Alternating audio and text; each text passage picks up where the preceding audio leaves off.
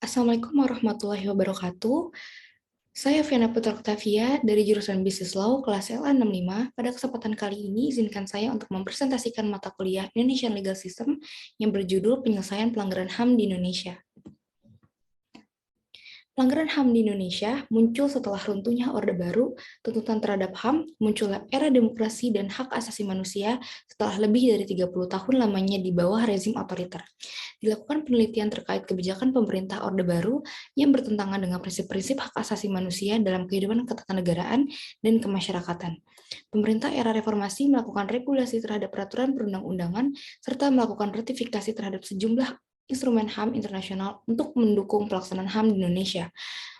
Setelahnya muncul desakan secara terbuka dari kekuatan pro-demokrasi terhadap pemerintahan reformasi untuk melakukan langkah-langkah hukum dan politik yang tegas, jelas, serta terarah bagi pelindungan HAM di Indonesia, khususnya penyelesaian pelanggaran berat HAM di masa lalu.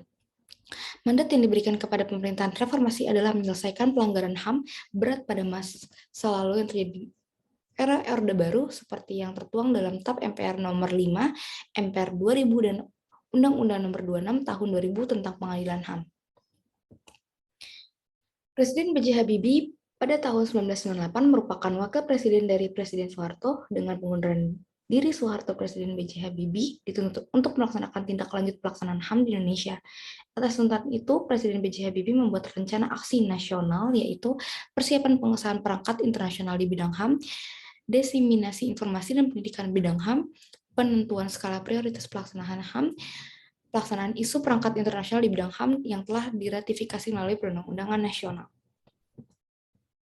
Berdasarkan identifikasi masalah di atas, saya membuat rumusan masalah, yaitu bagaimanakah penyelesaian pelanggaran hak asasi manusia di Indonesia, apakah penyelesaian dilakukan melalui Komisi Kebenaran dan Rekonsiliasi KKR atau melalui pengadilan ad hoc.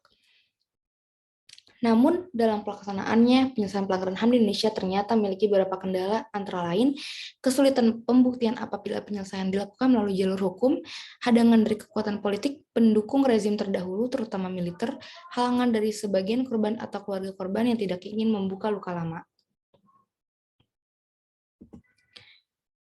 Penyelesaian HAM di Indonesia berdasarkan amanat dari undang-undang diselesaikan dengan cara melalui Komisi Kebenaran dan Pengadilan Sosial yang pertama dari KKR, dan yang kedua penyelesaian pelanggaran HAM melalui, yang pertama saya akan menjelaskan KKR.